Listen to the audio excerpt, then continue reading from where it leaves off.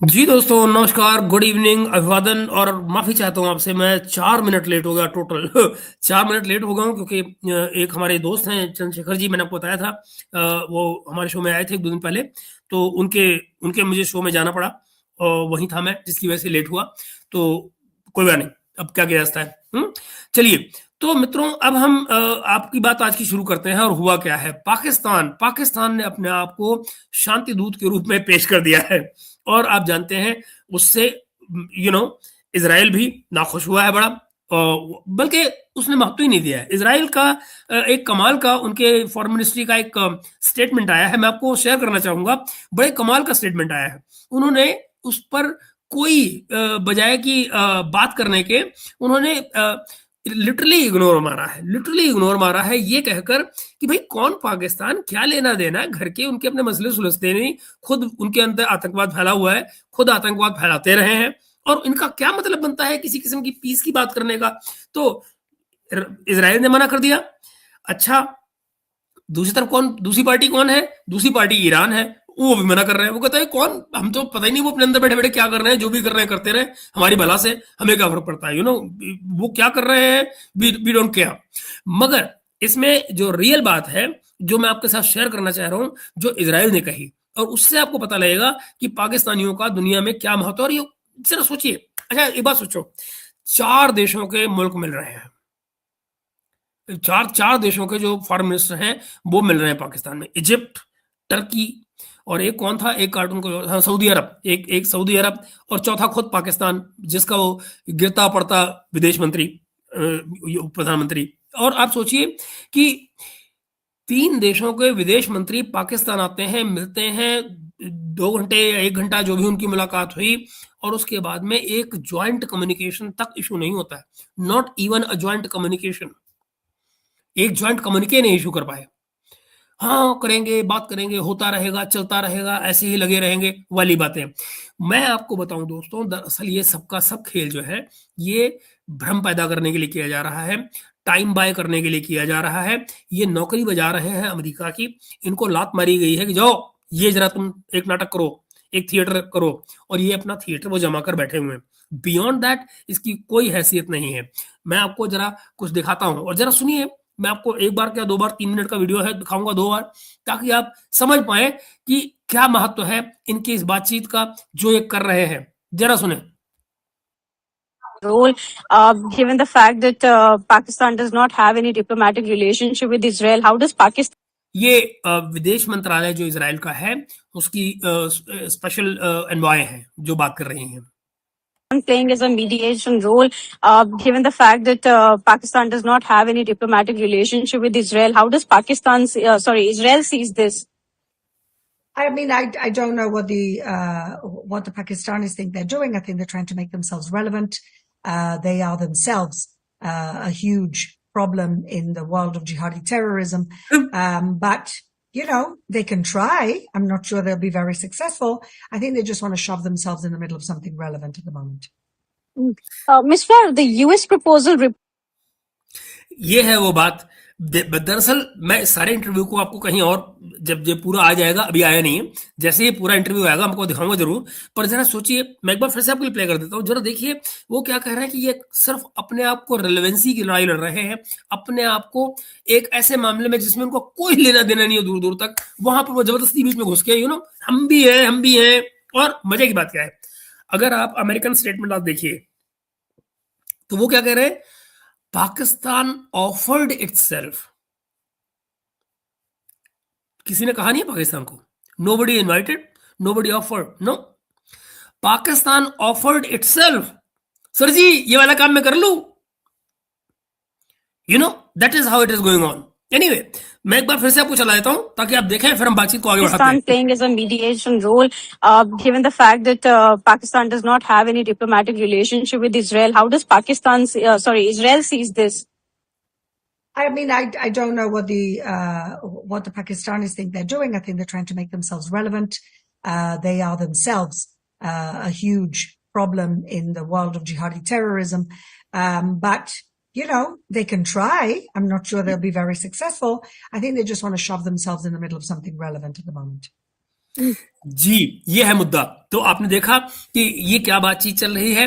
और दूसरी तरफ अभी अभी मुझे जो जो खबर आनी शुरू हुई है, जो जो आ रही है, और जिसके बारे में मैं आपसे हमेशा कहा करता था कि ये चीजें, ये जो जो जो ये लड़ाई चल रही है ईरान और अमेरिका की या इजराइल की, आप ये देखिए कि क्या ये सब कुछ आपके सामने नहीं आ रहा है। मैं आपको दिखाऊं, अगर हमारे जो दोस्त हैं, अभी चंदन ने मुझे एक ट्वीट भेजा, मुझे कमाल का ट्वीट लगा बड़ा वो।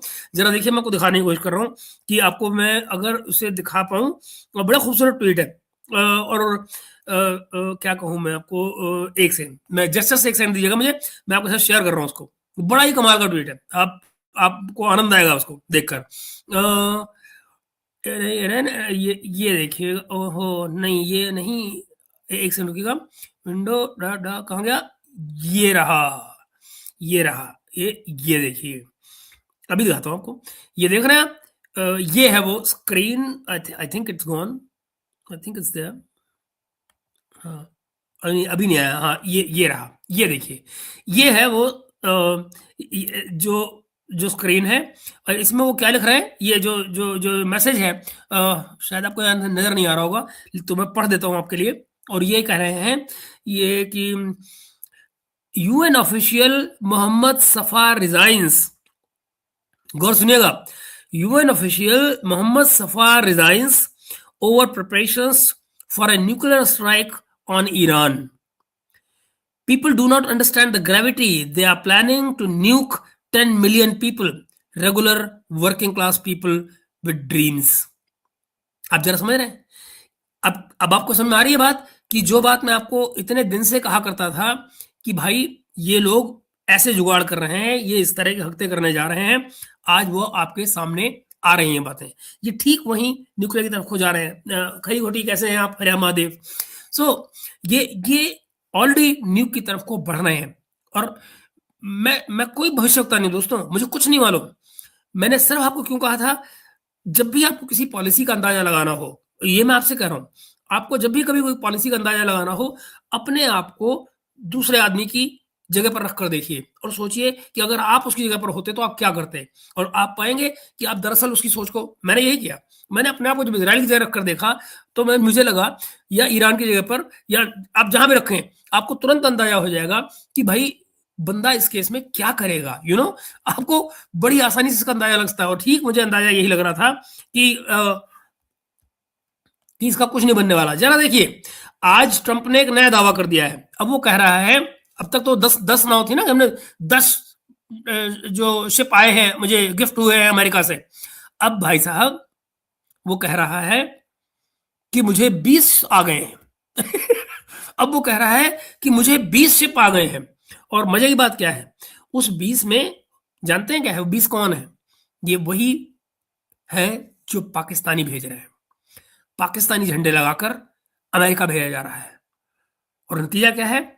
ये सिर्फ दिनों का सवाल है जब ईरान को ये सारी बातें नजर आ जाएंगी, उसको समझ में आ जाएगा कि उसके साथ क्या खेल खेला जा रहा है। आप देख लीजिए, मैं कोई झूठ मूठ की बात नहीं बोल रहा हूँ, मैं आपको दिखा देता हूँ। जस्ट अभी एक ही, ये नहीं है, मैं जस्ट निकालने की कोशिश कर रहा हूँ आपके लिए।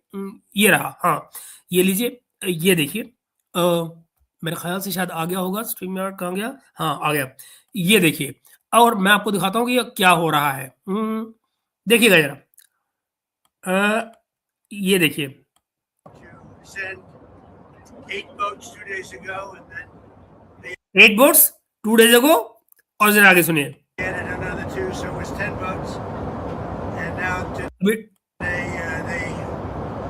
Gave us as a tribute. I don't know, I can't define it exactly, but they gave us, I think, out of a sign of respect, 20 boats of oil. 20 boats, अब उसको 20 boats आ गई है, कह रहा मुझे 20 boats जो है वो ईरान की तरफ से गिफ्ट आई है। Big boats of oil going through the Hormuz Strait. हार्मोज street से निकल के ये जो बड़े बड़े जो उसको 20 जहाज आ गए हैं तेल के, वो कह रहा है, और वो सबके सब वहीं से निकल कर आ रहे हैं। And that's taking place starting tomorrow morning. Okay, अब जरा देखिए, मैं आपको दिखाता हूँ। ये देखिए, ये रही वो ट्वीट। वो क्या है? ट्रंप कह रहा है, they gave us 20 boats of oil, big boats of oil going through straight of Hormuz. नीचे ईरान क्या कह रहा है दोस्तों? ईरान कह रहा है हमने ट्रंप को कुछ गिफ्ट नहीं किया है, इवन छोटी सी नाव भी नहीं दी है उसको तेल की। ये एज यूजुअल झूठ बोल रहा है। एज यूजुअल झूठ बोल रहा है। तो भाई आपके सामने सारी की सारी कलई जो है बातों की वो खुलनी शुरू हो जाती है कि मतलब आप कई बार हैरानी होती है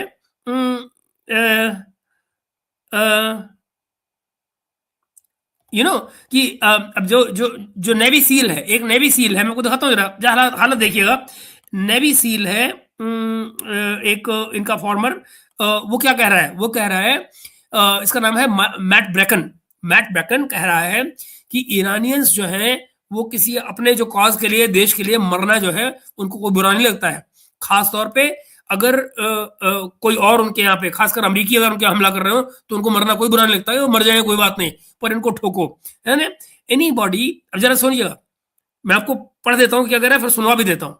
वो कह रहे हैं कि the Iranians do not mind dying for the cause, specially if we are the ones invading. Anybody who thinks that USA has a technological upper hand, anybody who thinks US is a technological upper hand, and that American Marines are somehow tougher than the Persian Revolutionary Guards, they're really crazy. कि technology के basis पे आप Iran को dominate नहीं कर सकते, और किसी को लगता है कि हम ज्यादा अच्छे लड़ाके हैं उनसे, तो वो भी बेवकूफ है। So what they are going to do is let Americans in. ठीक है, ये बात अमेरिका उन्होंने कही है ईरानियों ने कि आओ तो सही खुशबू लगा के, है ना। वो कह रहा है कि वो यही करेंगे कि वो आने देंगे कि आओ अमेरिकन आओ, उतरो, और बस कहानी खत्म। They are going to turn off the radar, तुम्हारा बंद, डिफेंस बंद, और जाओ बेटा ऐश करो। लीजिए, अब मैं आपको वो सुनवा भी देता हूं, जस्ट चेक कर लूं आपको नजर आ रहा है या नहीं आ रहा है। उप्स, एक सेकंड, हाँ मैं जस्ट चेक कर लूं कि आपको नजर आ रहा है नहीं आ रहा। हाँ आ रहा है, ओके। मैं अब चला देता हूं उसको, जरा देखिएगा कहाँ गया। हाँ, अरे यार ये नहीं, ये है, ये वाला है, हाँ ये लीजिए। Anybody that thinks that we have a technological upper hand and that like Marines are somehow tougher than the Persian Revolutionary Guards, I think that they're really crazy. Yeah. The Persian Revolutionary Guards, they've evolved to the same point in a different way, are going to fight with the fervor of the Japanese fighting for the code of Bushido. Yes. You know, when they said, oh, on Iwo Jima, only 30 Japanese surrendered. Partly, a lot of them, if they tried to surrender, the Marines weren't going to take a prisoner. But I mean, seriously, they would like lay on a hand grenade. Yeah. So when you rolled me over, I could maybe take out one more Marine. They did that. This is what I told Steve Bannon the second to last time I was on with him, and I said, look, I go, we have triggered a group of people who are so ideological, they are welcoming death. They don't mind dying for their cause, especially if we're the ones invading the Yes, this is their highest achievement. So at the end of the Vietnam War, and it's really such a deja vu to see Hegseth and the other admirals coming out and giving like lists of numbers of bombs, because it's straight out of Vietnam. Yeah. So we dropped 3 times more tons of bombs on Vietnam than we did on Germany in World War II, and we lost the war. Okay. When people are talking about air supremacy over Iran, you have to compare it to Vietnam, which is 1/10 the size. South Vietnam is 1/10 the size of Iran. And we didn't have to like fly from 1,000 kilometers away to get to Vietnam like we do today to stay out of the defensive missile range. We had bases right in Vietnam. They could take off and be hitting a target in 10 minutes. Yeah. And we killed millions of Vietnamese. Millions. So like, as far as taking out some leaders in a country will quit, we killed millions of Vietnamese that only made them fight harder. What they're going to do is what Joe Kent said this morning on Deep Dive, the Colonel Davis show. Yep. They're going to let the Americans in. Yep. They're going to turn off radar, turn off defenses. Remember, these guys invented chess. They invented the Shahed drone, a whole class of missiles that nobody else had. They have tunnels in mountains with rockets better than we have, hypersonics with steerable warheads that we don't have. Mm-hmm. So anybody that thinks that we can just land there and defeat them is crazy. But to raise it to the next level, the chess level, they're going to allow us in. Yes. They will. The more people we put on Cargill Island, the better. Then they'll close the trap. या आप देख रहे हैं दोस्तों, ये है सिलसिला, ये वो बातें हैं जो आपको अदरवाइज जो है ना वो सुनने को नहीं मिल रही हैं। अदरवाइज जो है ना लोग इस पर बात नहीं कर रहे हैं। महजी क्या है, many have forgotten Iran in history was the biggest rival of European and Eurasian empire long before Bharat. They have 1000 years of knowledge. जी बिल्कुल ऐसे ही है। ये वो मुद्दे हैं जिन पर विचार नहीं किया जा रहा है। लोगों को लगता है कि जैसे सब कुछ यूं ही चलता रहेगा जैसे चल रहा है, ऐसे नहीं चलने वाला है। ये चीजें ऐसे नहीं चलने वाली है। मैं चंदन क्या कह रहे हैं, मुझे लगता है कि अगर ये यूएस ग्राउंड इन्वेजन में फेल हो गया तो फिर ये न्यूक्स की तरफ जाएंगे। चंदन देखो, ग्राउंड इन्वेजन फेल होना ही होना है। It is destined to fail, simply because कि ये प्रैक्टिकली पॉसिबल नहीं है मेरे भाई।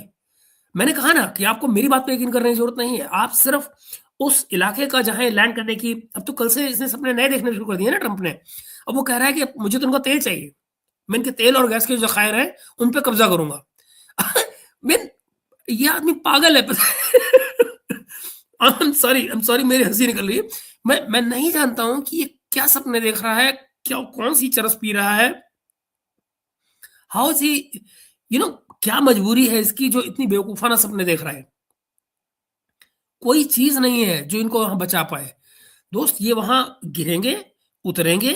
इनको उतरने, वो तो ये चाहेंगे कि जितने ज्यादा आए उतना अच्छा, ताकि एक साथ में सबके पकौड़े बन जाएं तल के, और they'll be gone middle of something relevant। Rishabh भाई नहीं समझा मैं क्या। Israeli diplomats on Pakistan mediation efforts between Iran and United states. वो मैंने दिखा दिया ऋषभ भाई, अभी तो मैंने दिखाया है उसको। तो ये वो डिप्लोमेट नहीं है, वो एनवाय है वहाँ पे, फॉरेन मिनिस्ट्री में है उनकी। हाँ, एनवाय नहीं है उनके एनवाय है वो, ये नहीं।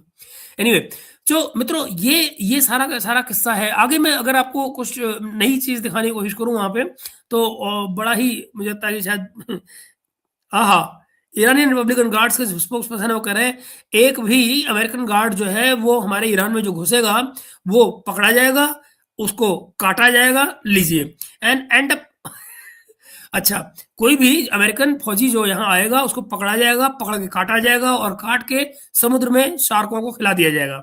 ये वो कह रहे हैं। चलो जी, जान छुट्टी। और फिर आप ये देखिए कि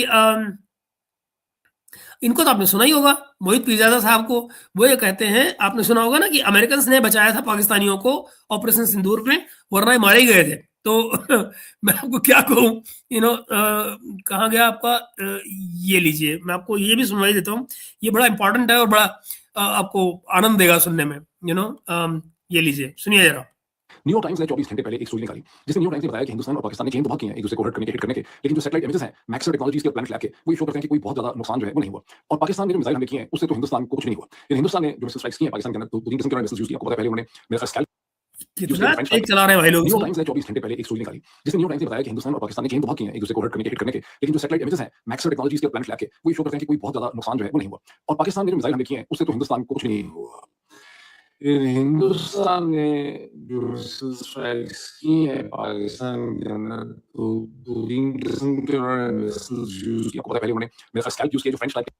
न्यूयॉर्क टाइम्स ने 24 घंटे पहले एक स्टोरी निकाली जिसमें, एक सेकंड रुकिए, मैं समझ गया इसका। ये इन्होंने ना स्पीड जो है वो गलत कर रखी है ट्विटर पे। ये देखिए, अब शायद ठीक चले। न्यूयॉर्क टाइम्स ने बताया कि हिंदुस्तान और ओके, ये भी ज्यादा हो रही है। एक सेकंड दोस्तों, मैं भी पहली बार इसको प्ले कर रहा हूँ, मुझे पता नहीं था कि क्या क्या इनका चक्कर होता है। अब शायद नॉर्मल आनी चाहिए। पाकिस्तान ने क्लेम तो बहुत किए हैं एक दूसरे को हर्ट करने के, हिट करने के, लेकिन जो सैटेलाइट इमेजेस हैं मैक्सर टेक्नोलॉजीज के प्लैनेट लैब के, वो ये शो करते हैं कि कोई बहुत ज्यादा नुकसान जो है वो नहीं हुआ। और पाकिस्तान ने जो मिसाइल हमले किए हैं उससे तो हिंदुस्तान को कुछ भी नहीं हुआ। लेकिन हिंदुस्तान ने जो मिसाइल स्ट्राइक्स किए हैं पाकिस्तान के अंदर, तो 3 किस्म के उन्होंने मिसाइल यूज किए। आपको पता है, पहले उन्होंने मेरे ख्याल स्कैल्प यूज किए जो फ्रेंच टाइप।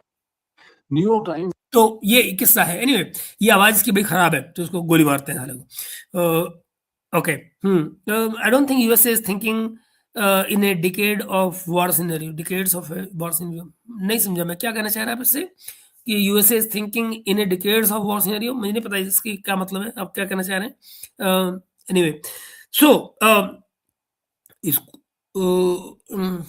क्या है ये, हाँ, ओके। चलिए, ना वो ऐसे ही गुरु क्योंकि इन लोगों ने उस समय बड़ा प्रोपेगेंडा किया था ना, ये जो पाकिस्तानी हैं, ये जो बोल रहे हैं, इन्होंने खुद उस समय बड़ा प्रोपेगेंडा किया था कि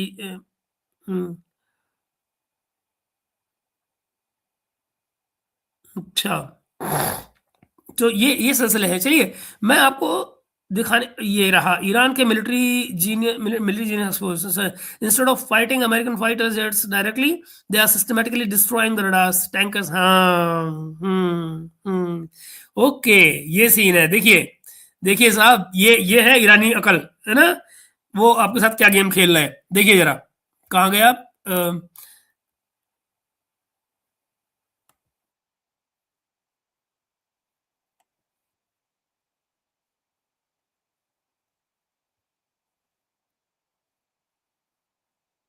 Campaign. A fancy way of saying Iran figured out you don't need to shoot down F. This is not Iran throwing punches in the dark. This is a strategy. Analysts are calling it an asymmetric counter-air campaign. A fancy way of saying Iran figured out you don't need to shoot down F-15S if you can destroy the systems that make F-15S effective. Radar, tankers, command aircraft, communication hubs. Take those out, and you've degraded the entire U.S. air operation without ever engaging a fighter jet directly. It's cheaper, it's smarter, and this is not Iran. और फिर आप इसको एक और तरह से देखिए। एक सेकंड दोस्त, आप इसको दूसरी तरह से भी देखिए ना, कि जो इनके वॉरशिप थे, जो इनके एयरक्राफ्ट करियर थे, Gerald R Ford, Abraham Lincoln, USS Abraham Lincoln, जो सारे के सारे वहां लेकर आए थे। आप जरा सोचिए, जैसे ही ईरान ने काउंटर स्ट्राइक शुरू किया, क्या हुआ बदले में? तुरंत के तुरंत उन एयरक्राफ्ट करियर्स को लेकर ही वापस भागे, कहीं पलट के रुके नहीं। क्यों नहीं रुके भाई? क्योंकि डर ये लगा कि वाकई में भाई ये तो इतनी मिसाइलें मारेंगे हमारे ऊपर कि हम तो बच ही नहीं पाएंगे। तो जान बचाने के लिए वहां से निकल के भागेंगे। आज की तारीख में मुझे बताइए कि कहाँ आपको दूर दूर तक नजर आ रहे हैं इनके दोनों के दोनों जो इनका अब्राहम लिंकन और गेराल्ड आर फोर्ड थे, सबके सब भागे हुए ना वहां पे। सो अभी आप देखते जाइए, ये चीजें धीरे धीरे अब मिलिट्री के जो एक्सपर्ट्स हैं वो भी बाहर आ रहे हैं, वो कह रहे हैं कि नहीं, ये जो कुछ हो रहा है सब गलत है। तो फिर अच्छा, और ऐसा नहीं है कि ये आवाजें जो हैं उन फौजियों तक नहीं पहुंच रही होंगी जो लड़ने के लिए जा रहे हैं। तो उनको जब ये पता लगेगा कि दरअसल जिस बैटलफील्ड में हम जा रहे हैं, उस बैटलफील्ड की रियलिटी ये है, वो क्या बता रहा है कि जो लोग आइडियोलॉजिकली ड्रिवन है, जैसे वियतनाम का किस्सा बताया उसने, है ना? तो वो कह रहा है कि हमने मिलियंस एंड मिलियंस वियतनामीज को मारा वहां जाके, लेकिन फिर भी वो लड़ते रहे और अल्टीमेटली आपको वहां से भागना पड़ा वियतनाम से। और वो कह रहा है कि ये बम जो हमने वहां बम मारे हैं, वो उससे ज्यादा बम भारी थे जो हमने जर्मनी में मारे थे सेकेंड वर्ल्ड वॉर में। उससे ज्यादा हमने बड़े बम मारे वहां पे वियतनाम में, लेकिन फिर भी जर्मनी को हमने हरा लिया था, वियतनाम को नहीं डाउन कर पाए। So look at this comparison कि ये चीजें एक्चुअली क्या है। Qatar emir in Jeddah meets crown prince Mohammed bin Salman. Rishabh, अब जरा मैं आपको बताऊं कि अच्छा, ये राम कुमार बिजू कुछ कह रहे हैं कि आई was saying USA is thinking that this war could last for decades. पागल है। इजराइल नहीं चलने देगा इतनी तक लड़ाई। इजराइल चलने नहीं देगा मेरे भाई, कैसे चलने देगा? आपको क्या लगता है नेतन्याहू 10 साल तक इंतजार करेगा इस लड़ाई के खत्म होने का? मतलब ही नहीं होता। This is not going beyond a month boss. 1 महीने से ज्यादा लड़ाई आगे नहीं जा सकती, बल्कि मैं तो ये कहता हूं उससे पहले ये कहीं नहीं जा सकती लड़ाई उससे आगे।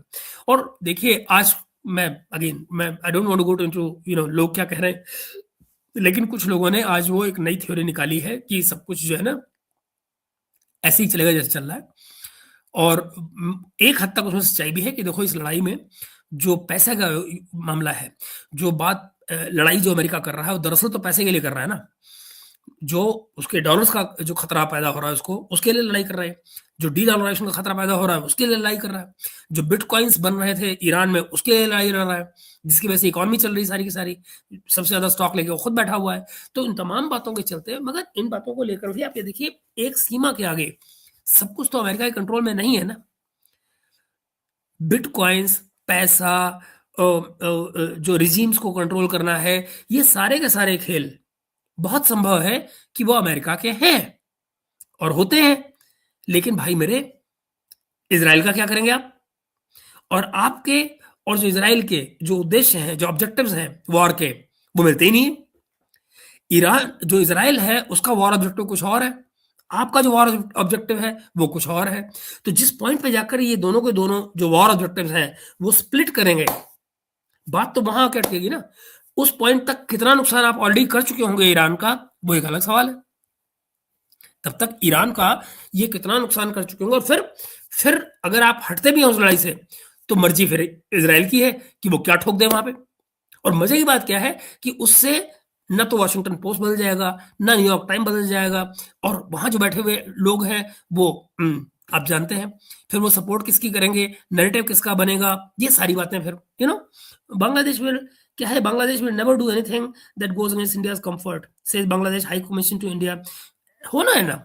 अब आप सोचिए ना कि कल जो सज्जन आए थे वो मोहम्मद साहब हमारे, कल जो हमको अंग्रेजी में समझा रहे थे कि बांग्लादेश को क्यों नहीं मारते, क्यों मारोगे यार फजूल में। तो क्या डीप स्टेट को ग्लोबल ऑयल फ्लो का कंट्रोल चाहिए? बिल्कुल चाहिए, बिल्कुल चाहिए।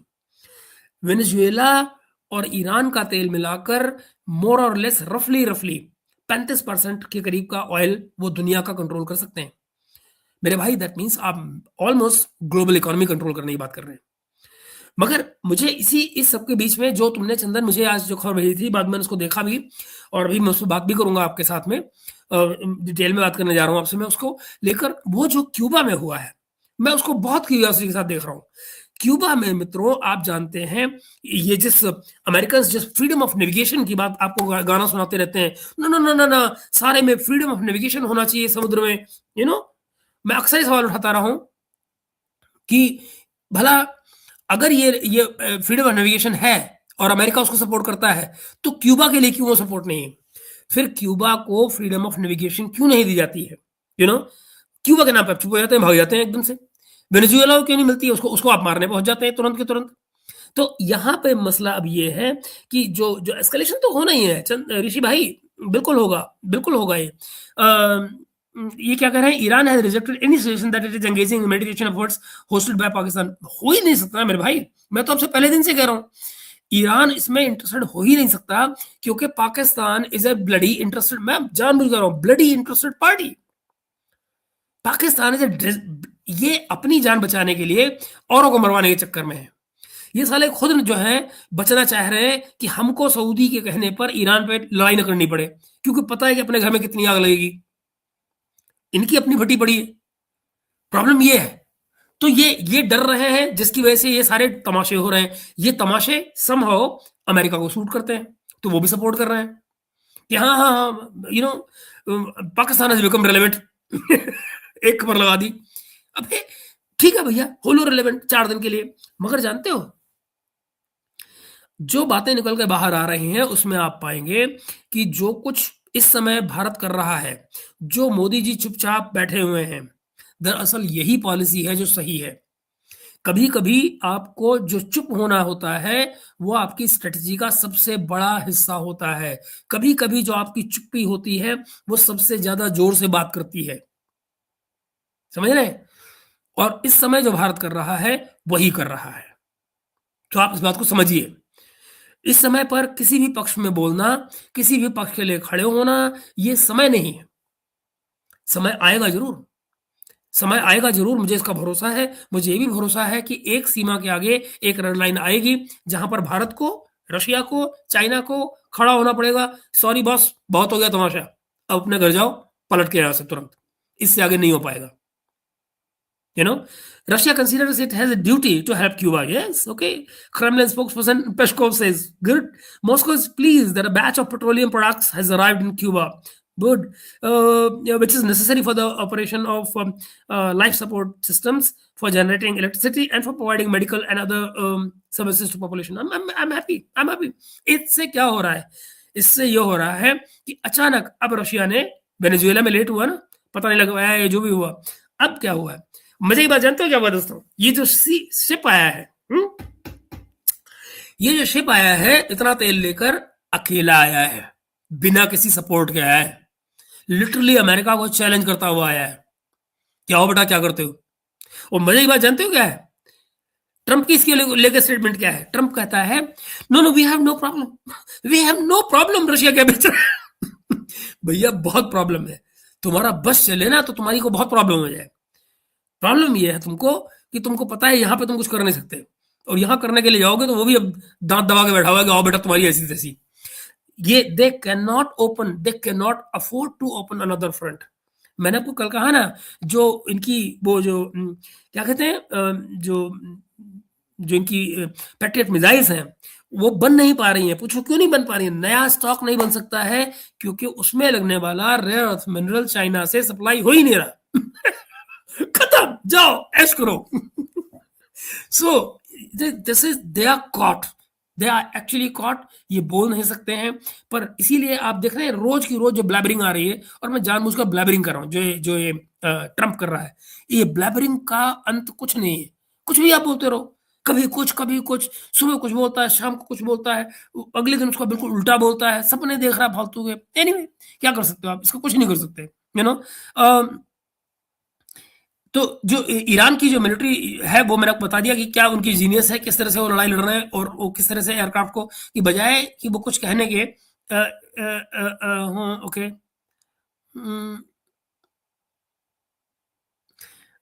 अरे वाह ओके अच्छा। अब देखिए वो जो प्रोफेसर जियांग वाली बात आती है, प्रोफेसर जियांग को आप जानते होंगे ना, कि वो जो जरा जरा सुनिए कि जो कौन कौन असली प्रोफेसर जियांग है कौन नहीं है, ये जरा सुनिए। अरे यार गजब है, दुनिया कहाँ जा रही है, हैरानी होती है देख के। लीजिए मैं आपको जरा सुनाता हूँ। प्रोफेसर जिया जर्मनी की दक्षिणपंथी पार्टी एएफडी ने अमेरिका से मांग की है कि वो अपने सैनिकों और परमाणु को जर्मनी से हटा ले।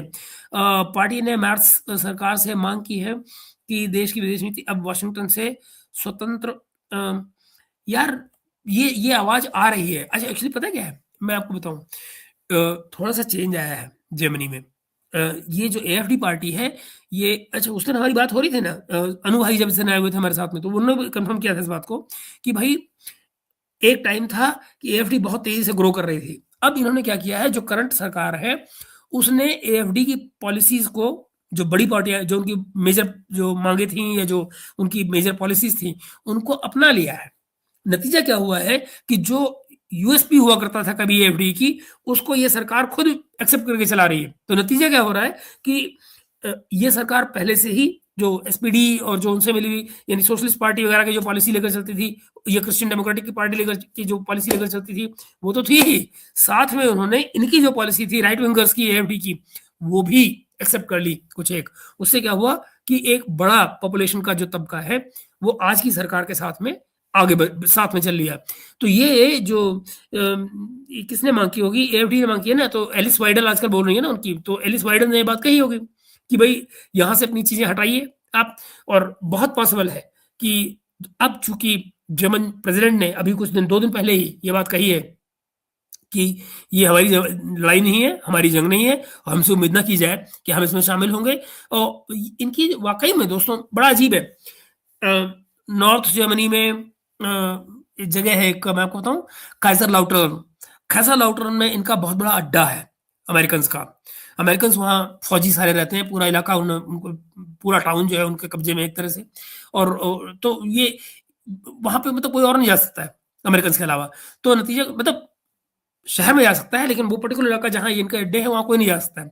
तो ये निकालने की बात तो इनकी आएंगे ना, क्योंकि जो प्राइड है जर्मन का अपने अंदर का वो भी तो आएगा इनके अंदर, वो जागेगा ना कि हाँ भाई हमारी जगह हमारा देश, भागो यहाँ से निकलो, क्योंकि सपोर्ट तो कोई है नहीं और अमेरिका भी धीरे धीरे एक्सपोज हो रहा है।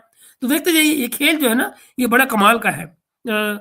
Mahesh ji, I stand with Bharat government because I now know we aren't as capable as the sitting ministers and government. If we were, we would be okay. ऐसे ना के राम भाई, क्योंकि अगर हम अपने आप को इतना ही कमजोर समझ लें और ये मान लें कि हमें कुछ नहीं पता है, तो फिर तो आपको वोट देने की जरूरत नहीं है ना। जो पावर में बैठा रहा है वो बैठा रहे, क्योंकि हमें तो कुछ आता ही नहीं।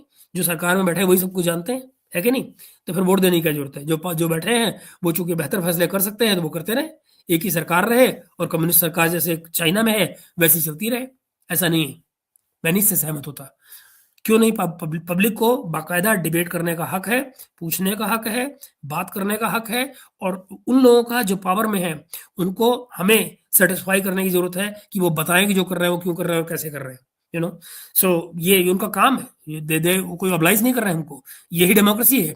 अगर हम इससे हट जाएंगे और ये कहेंगे नहीं, जो हमारे में कैपेबल नहीं, हम कैपेबल नहीं है, वो कैपेबल है, वो बेहतर जानते हैं, जो फैसला करें सब ठीक, sorry, then we don't have democracy. जिस दिन हम ये करने लग जाएंगे डेमोक्रेसी खत्म हो जाएगी, तो वो नहीं हो सकता, होना भी नहीं चाहिए, सीधी सी बात। तो ये किस्से हैं, आगे देखते हैं दोस्तों। और इससे पहले कि मैं आपको आगे कोई अपनी बात सुनाऊं, देखिए जी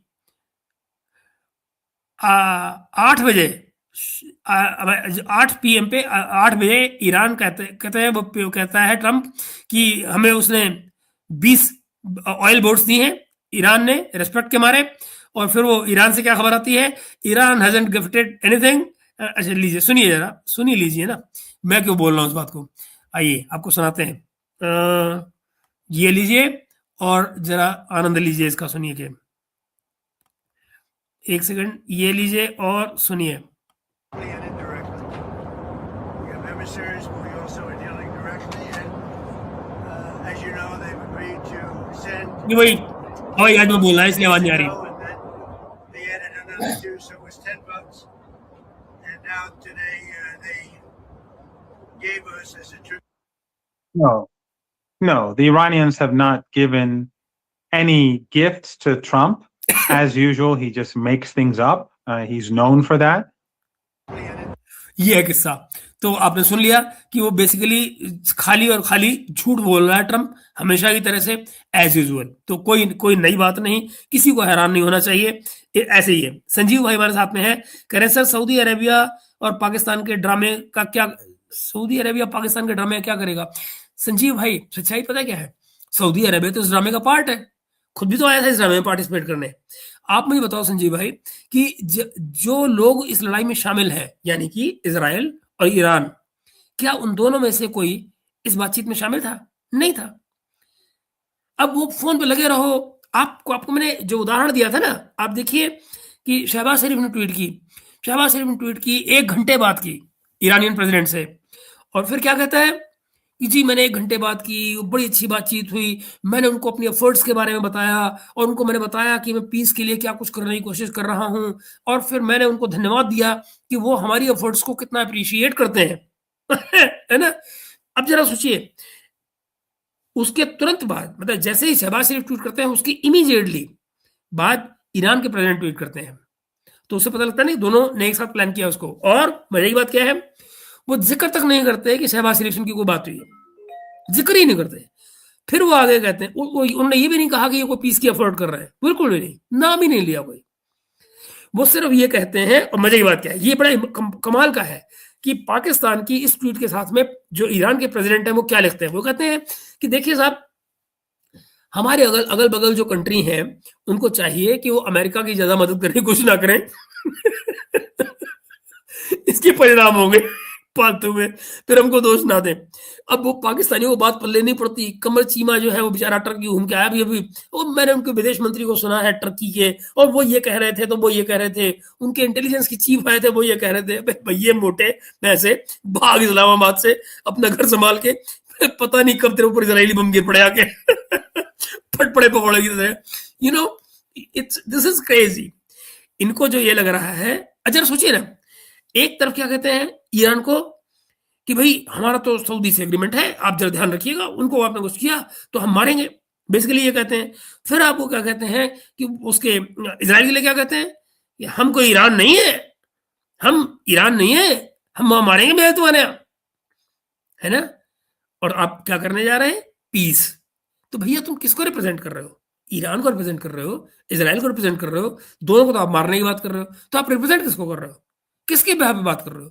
किसको, किसने आपको राइट दिया है बात करने का? अच्छा जरा सुनिए, एक और सुनिए, एक इंपॉर्टेंट बात सुनिए। 4 मुल्क आए, 4 मुल्क आए, वहां पे कौन है? सऊदी अरब, टर्की, इजिप्ट, पाकिस्तान। और मजे की बात जानते हो क्या है? चारों के चारों कहां बैठते थे? Board of peace for Gaza ये चारों board of peace of Gaza के मेंबर हैं। और जरा सोचिए वहां पर किन शर्तों के बीच में बैठे हुए हैं कि भाई इनके विचार चाहे कुछ भी हो, बोर्ड वही करेगा जो ट्रंप कहेगा। तो पैर चाट रहे थे वहां बैठ के बोर्ड में, उस बोर्ड में बैठ के गाजा के ये पैर चाट रहे हैं ट्रंप के, और ये लोग फैसला करेंगे कि इजराइल और ईरान के बीच में क्या होगा। इनकी क्या हैसियत है मुझे बताइए? ये इनसे ज्यादा बायस्ड कौन हो सकता है? इनके तो दे आर इंटरेस्टेड पार्टीज एक तरह से। और सुनिए, आजकल हमारे जो चंदन भाई हैं ये बड़ी मदद करते रहते मेरे, अभी उनको जो उन्होंने गजब की एक भेजी और बिल्कुल ठीक भेजी। कल एक हमला हुआ था कुवैत में, जो उनका डिसैलिनेशन प्लांट है पानी का, उसके ऊपर आज सवेरे बल्कि आज दोपहर तक खबरें सारी आ रही थी कि ये ईरान ने बदले में किया है, क्योंकि ईरान के एक डिसैलिनेशन प्लांट पर हमला किया गया है, इजराइल ने हमला किया है। वो जाहिर है इजराइल को तो बहुत और कोई नहीं आएगा ना ईरान का हमला करने, और जहाज आ रहा है हमला करने के लिए, सब देख रहे हैं। तो ईरान के डिसैलिनेशन के प्लांट पर उन्होंने जो हमला किया वो प्लांट बर्बाद हुआ है, पानी की वहां दिक्कत ऑलरेडी हो चुकी है। उसके इमीडिएट बाद जो है कुवैत के इस डिसैलिनेशन प्लांट के ऊपर हमला किया गया, और वो भी वहां भारतीय भी मारा गया है, हमारा इंडियन बंदा जो वहां काम करता था वो मारा गया है। अब जरा सोचिए दोस्तों, तो बंदा कोई भी आदमी नॉर्मल क्या सोचेगा कि ओके ईरान के डिसैलिनेशन प्लांट पे इजराइल ने हमला किया, पलट के चूंकि उन्होंने इजराइल तक नहीं पहुंचे उन्होंने उठा के कुवैत पे हमला कर दिया, राइट? लेकिन जरा सोचिए सच्चाई क्या सामने आई? सच्चाई सामने ये आई कि नहीं, ईरान ने नहीं मारा है, और उन्होंने ये भी कहा कि ये इजराइल ने मारा है, हमने नहीं मारा। अब जरा सुनिए, ये ठीक वही बात क्या नहीं आ गई जो मैं आपको शुरू से कहता था कि मान लीजिए कि वर्स्ट केस सिनेरियो में किसी को ईरान पर सारे के सारे गल्फ कंट्रीज को इकट्ठा करके हमला करवाना हो तो क्या किया जाएगा? तो फिर यही किया जाएगा ना कि वो कहीं मस्जिद जो अलक्सा है वहां पे आप हमला करवा दें, या जो हरमैन शरीफैन है जो कि सबसे बड़ी इबादतगाह है इनकी मुसलमानों की सऊदी अरब में, वहां पे कोई बम गिर पड़े। आप जरा सोचिए, ऑटोमेटिकली जो नैरेटिव बनाया जाएगा वो ये ईरान ने बदले में हमला कर दिया, और चूंकि भाई वो शिया है और तुम सारे के सारे सुन्नी हो तो वो मारो मारो मारो, क्या कहते हैं हमारा चीमा कहता है फोड़ लो फोड़ लो फोड़ लो, तो फोड़ लो फोड़ लो फोड़ लो शुरू हो जाएगा फिर वहां पे। ये इट वाज अरे चंद्रशेखर भाई कैसी बातें कर रहे हैं? No this is pleasure talking to you. In fact मैं आपको सच बताऊं, आप बहुत थोड़े उन लोगों में से हैं जो सच की बात कर रहे हैं, ट्रुथ की बात करते हैं, और आप हाइप नहीं क्रिएट कर रहे हैं। आप ये नहीं कहते हैं कि मैं सब जानता हूं तुम कौन, आप उनमें से नहीं है। तो ये बड़ी खुशी की बात है, मुझे जानकर अच्छा लगा कि आप जैसे लोग अभी हैं दुनिया में, और ये बड़ी उम्मीद का विषय है, क्योंकि बाकी तो लोग कहते हैं तो मैंने बताया था तुमको, देखो मैं से ही बाहर नहीं निकल पाते हैं। So thank you for being there, so मित्रों, ये जो किस्सा है ना सारे का सारा जो कुवैत वाला हुआ है, इसने बहुत सारी चीजों को एक्सपोज किया है, और ये दिखा रहा है कि जो इशारा मैं आपको बताता था कि ये इस तरह की चीजें इजराइल कर सकता है।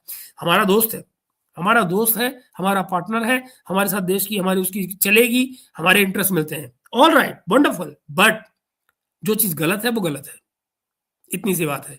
मैं आपको याद होगा इसी प्लेटफॉर्म पर, इसी चैनल पर मैंने आपके साथ खुशी के साथ ये बात शेयर की थी कि भैया ये जो सुन्नियों के खिलाफ अलायंस बनने जा रहा है हेक्सागन ईरान में, इजराइल में, I was happy about it.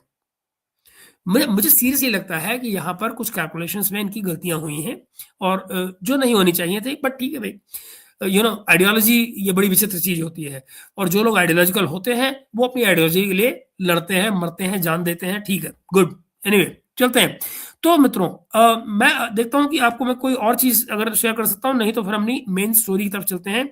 जो ओके, ओ माय गॉड, तो हाइफा का जो भाई साहब, हाइफा वही पोर्ट है जो हमारे अडानी जी ने रखा है। तो जरा देखिए, हाइफा के पावर प्लांट को बैलिस्टिक मिसाइल मारकर ईरान ने आग लगा दी है वहां पे, डिस्ट्रक्शन ऑफ करीब 828 मेगावाट का ये प्लांट है। इजराइल के बड़े हिस्से में अंधेरा छा चुका है मित्रों। लीजिए, मैं आपको दिखा भी देता हूं इसे, ये आपको जरूर देखना चाहिए क्योंकि इसके बिना गुजारिश नहीं होने का। लीजिए, मैं आपको दिखा रहा हूं जरा ये सीन क्या हुआ है।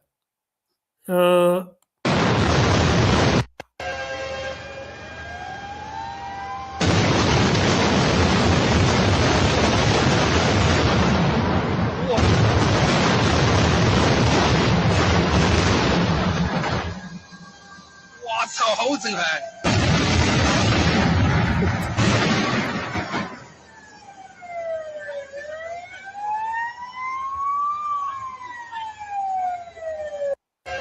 अब इसमें नोटिस करने की बात क्या है दोस्तों, जरा देखिएगा कि जैसे ही सायरन बजने शुरू हुए हैं, सायरन बजने के साथ ही विद इन अ मिनट भी लगा है कि वो आ गए हैं, मिसाइल गिर पड़े हैं।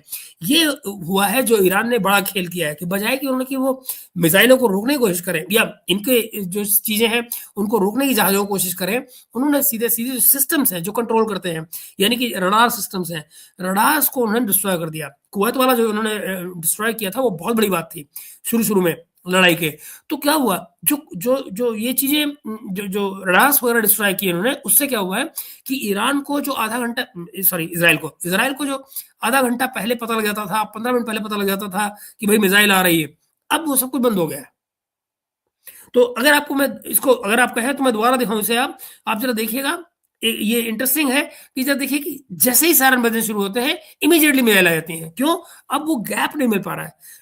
नतीजा इसका क्या है कि इस समय पर जो शेल्टर्स हैं, इनके बंकर्स जो बना रखे हैं इन्होंने अपने नागरिकों के लिए, लिटरली लोग वहां से बाहर जा ही नहीं रहे, वो कॉन्स्टेंटली शेल्टर्स में ही रह रहे हैं इजराइल में।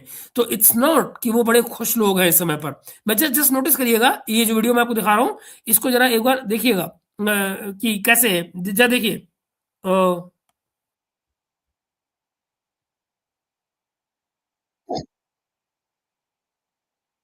अरे यार कहाँ गया, ये रहा, एक सेकंड रुकिए, मैं दिखाता हूँ आपको, एक सेकंड रुकिएगा, ये लीजिए।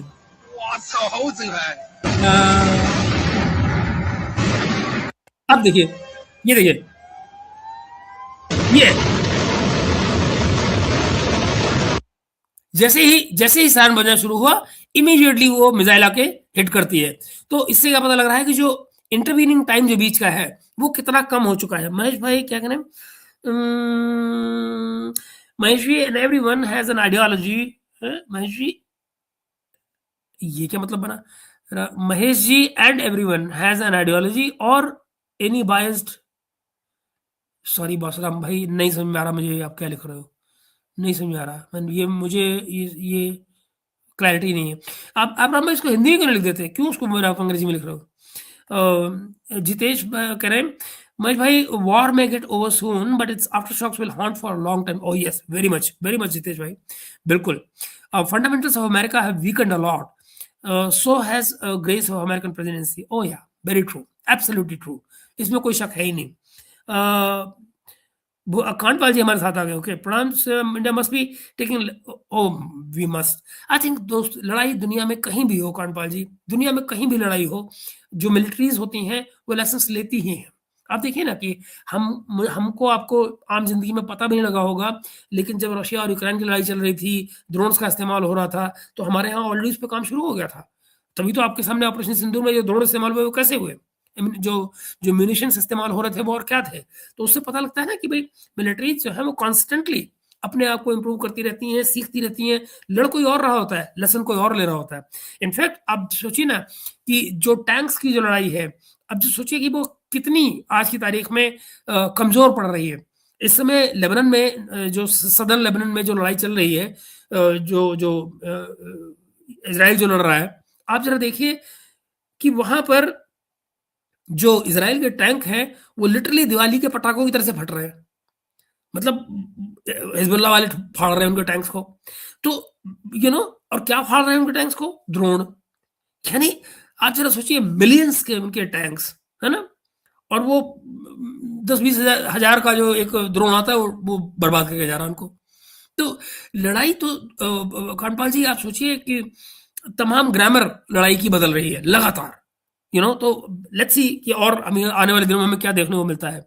इन a press briefing, the spokesperson for the Iran foreign ministry denied claims of negotiation with US and stated Iran was not involved in Pakistan. जी बिल्कुल ऋषभ भाई, ऐसे ही है, बिल्कुल। Mahesh ji, I was saying everyone has an ideology and biased against the situation और anything for that matter. बिल्कुल ठीक बात है। मैं ये नहीं कह रहा हूं कि लोगों की ये बायसेस नहीं हो सकते हैं, लेकिन मैं ये भी नहीं कह सकता कि फॉर एग्जाम्पल, चलिए एक बात करिए, मैं रामकुमार भाई आज आपकी बात को चैलेंज करता हूं। मुझे ये बताओ कि जब हम ये कहते हैं कि नहीं ईरान हमारा इजराइल हमारा दोस्त है, लेकिन जो उसने यहाँ किया और जिस तरह किया वो गलत है। आप मुझे बताइए इसमें मैं क्या बायस ले रहा हूँ, या हमारे आपके जैसे लोग जो यहाँ बात कर रहे हैं उसमें क्या बायस्ड है? प्रोबेबली हम लोगों का जो यहाँ इस चैनल का जो परिवार है वो बड़ा नहीं है, लेकिन शायद हम उस कैटेगरी से बिलोंग करते हैं कि जहां हम एक साथ बैठकर अपनी बात को कर पाते हैं और ये कह रहे हैं कि नहीं यार ऐसा होना गलत होता है, या कि फॉर दैट मैटर जैसे अभी व्योम जो आते हैं ऋषि हमारे भाई, तो ऋषि ने उस दिन जब मुझे टोका इस बात के लिए सवेरे कि नहीं नेतन्याहू जिंदा है, तो मुझे वापस जाना पड़ा। मैंने ये नहीं कि उनको मैंने कोई गाली दे दी हो, मैं वापस गया हूँ, मैंने चेक किया है और मैंने देखा कि वो ठीक कह रहे हैं, क्योंकि 17 तारीख की एक क्यूरेटेड प्रेस कॉन्फ्रेंस हुई जहां पर नेतन्याहू पर्सनली प्रेजेंट हुए आकर। तो मुझे फिर शाम को आकर उनको बोलना पड़ा कि नहीं आप ठीक थे और मैं गलत था, मैंने पब्लिकली यहाँ बोला है, इसी प्लेटफॉर्म पे पब्लिकली बोला है। तो इसलिए कि भाई अगर कोई गलत है तो गलत है, सही है तो सही है, और मैं अपने आप को गलत कहने से छोटा नहीं हो जाता, या कोई और मुझे अपने आप को सही कहने से बड़ा नहीं हो जाता। हम सब आपस में परिवार की तरह से सीखते हैं, और ये कहना कि हर आदमी बायस्ड है, आई एम सॉरी, ये मैं नहीं मानता। हर आदमी बायस्ड हो सकता है, लेकिन होता है ये कहना मुझे लगता है थोड़ा ज्यादा है, ऐसा नहीं हो सकता।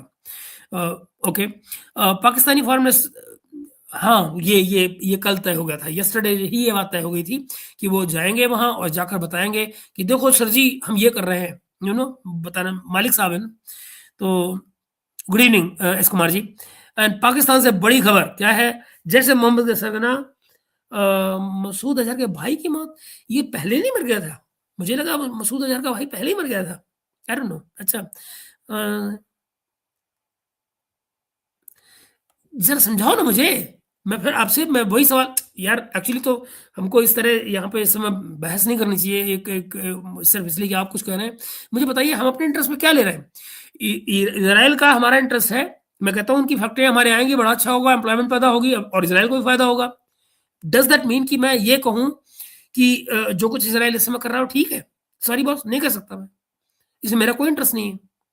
मगर ये जो तमाम चीजें जिस तरह फैली हैं उसमें दुनिया के लिए अच्छा नहीं है। हम लोग जिस परंपरा से आते हैं, हम लोग वसुधैव कुटुंबकम की बात करते हैं ना, तो जब आप वसुधैव कुटुंबकम की बात करेंगे तो आप भला कैसे कह सकते हैं इन माय ऑन इंटरेस्ट? क्योंकि अगर आप ये कहते हैं इन माय ऑन इंटरेस्ट तो आप फिर आप वसुधैव कुटुंबकम नहीं कह सकते। दोनों एक साथ नहीं चल सकती चीजें भाई, यू नो। ओके, वेस्ट भी इन्वॉल्व नहीं हो रहा है, यद्यपि वे सब फ्रेंड्स हैं। जी बिल्कुल, जी बिल्कुल। और मजे की बात जानते हैं कानपाल जी, कि वेस्ट में जिनको हम वेस्ट कहते हैं, यूरोप की बात, वहां ज्यूज भरे पड़े हैं, ज्यूज की वहां पर अच्छी खासी तादाद है, ज्यूज के वहां बाकायदा इंटरेस्ट है। और इसमें कोई कहने की बात नहीं है कि जैसे जर्मनी जैसी जो देश हैं वहां तो आप ये देखिएगा कि ये सब उन्होंने तो कर्मकांड भी किए हैं ये ज्यूज के खिलाफ, और नतीजन ये कि उनके यहाँ एक गिल्ट भी पाया जाता है कि हमने ज्यूज के साथ बुरा किया है, तो वो तो बड़ी जल्दी ज्यूज के साथ खड़े होते हैं, लेकिन इस केस में वो नहीं हो पा रहा है, तो इसका मतलब है ना फंडामेंटली कहीं ना कहीं कुछ गलत हो रहा है। सर फ्यू एक्सपर्ट्स से war will be over soon otherwise world, exactly S Kumar वो बिल्कुल गलत नहीं कह रहे हैं, मैं भी यही बात कह रहा हूँ कि ये नहीं ये देर तक लड़ाई नहीं चल सकती है, इसका चल पाने का कोई तुक ये नहीं है, क्योंकि जो उसके बाद जो लॉसेस होंगे वो कोई बर्दाश्त नहीं कर पाएगा। और इसीलिए मैंने आपसे अभी थोड़ी देर पहले ये बात कही है, इसी प्लेटफॉर्म पे अभी कही है मैंने कि ये कि जो लेट्स लीव इट राम भाई, क्योंकि ये कितने तक इसी बात को लेकर हम कब तक बहस करते रहेंगे इसमें ना। तो ये जो बात आप कह रहे हैं ना कि मैं क्या कहूँ, लड़ाई जो है ये लंबी चल ही नहीं सकती, किसी भी हालत में नहीं चल सकती। चलेगी तो फिर एक स्टेज आएगी ना जहां पे रशिया, चाइना, इवन इंडिया खड़ा होना पड़ेगा। आप देखिए भाई इस समय जो मीटिंग्स चल रही हैं, आप देखिए कि कई जगह आपको लिखा मिलेगा 36 घंटे में इतनी बार मुलाकात हो चुकी है मोदी जी की डोवाल साहब से, इस तरह की खबरें आपको मिल रही होंगी। उसको बहुत से लोग कह रहे हैं ओहो ऑपरेशन 2 शुरू होने वाला है, सिंदूर शुरू होने वाला है। गलतफहमी है, ऐसा कुछ नहीं है, झगड़ा कुछ और है ना। हमारी चिंता ये है कि वो बाइबल मंदिर अगर बंद हो गया तो क्या करेंगे? बाइबल मंदिर के बंद होने की बात हो रही है, बमुश्किल 2 से 3 दिन में हो सकता है बाइबल मंदिर बंद हो जाए। दैट मीन्स व्हाट, ग्लोबल आपका जो तमाम सप्लाई चेन है बंद, सुएज से आने वाले जो लोग हैं वो भी बंद, फिर आप क्या करेंगे? तो मुश्किल ये है दोस्तों कि जो कंसर्न है इस समय देश के सामने, सरकार के सामने, जनता के लिए, वो और ज्यादा बड़े हैं। वो खाली पाकिस्तान और ऑपरेशन सिंदूर से नहीं जुड़े हैं, और सरकार को बहुत सारी चीजें देखनी पड़ती हैं। तो इस समय सिक्योरिटी की, फूड सिक्योरिटी की, एनर्जी सिक्योरिटी की जो चिंताएं हैं वो बहुत बढ़ रही हैं, यू नो। तो ओके, ऋषभ भाई आगे करें। बड़ी खबर जैसे ताहिर, ओके चलो जान छुटी, कहते वो धरती से थोड़ा बोझ कम हुआ और क्या कहा जाए। What's your opinion on this situation of हार्मोज blocked? मतलब इसमें ये सवाल क्या है, मैं समझा नहीं। कुमार भाई आप क्या क्या कहना पूछना चाह रहे हो इसमें? भाई हार्मोज के बंद होने से दुनिया का कोई एक आदमी भी खुश तो नहीं हो सकता। तो जाहिर है कि इसकी तकलीफ है, नहीं होना चाहिए, हो रहा है, बुरा है, यू नो, जो गलत है वो गलत है। मैं इसके माने ये नहीं कह रहा हूं कि ईरान को फोर्स किया गया है जो वो कर रहा है, क्योंकि लड़ाई से पहले बंद तो नहीं था, सबके लिए खुला था। पर आपने जिस हालत में डाल दिया उस कंट्री को, तो उसके पास कोई चारा ही नहीं है कि वो क्या करे। अब तो कल लॉज भी बना दिए उन्होंने। कल उनकी मजलिस में, मैंने आपको लास्ट वीक बताया था कि वो लोग जो है अपनी मजलिस में कानून बनाने जा रहे हैं। कल उन्होंने बना दिए कानून। कल कानून बन गए हैं कि भाई इस तरह से हम अपने पोजीशन में लेते हैं और हम इस पे बाकायदा चार्ज करेंगे लोगों से, यू नो। तो वो सिलसिला शुरू हो गया। अब गोली मारे यार, ठीक है, it's okay, let it be. मैंने अपनी बात कह दी, आपने अपनी बात कह दी, बढ़िया हो गया। Israel's Haifa refinery on fire, बिल्कुल, मिसाइल फायर अरप्ट्स एट की ऑयल फैसिलिटी। ये वही मैं ऋषभ भाई आपको वही दिखा रहा था अभी कि ये सब है। अब देखें चंदन क्या कह रहे हैं आगे। सर अभी अमेरिकन ने अपने आप को आइसोलेट कर लिया है, बिल्कुल, और कोई पूछ नहीं रहा है। तो अमेरिकन ने खुद चाइना को मौका दे दिया है, अब सारे चाइना से बात कर रहे हैं। वो तो चलो जिस बारे में बात कर रहे हैं वो तो उन देशों की भी अपनी मजबूरी है भाई, लेकिन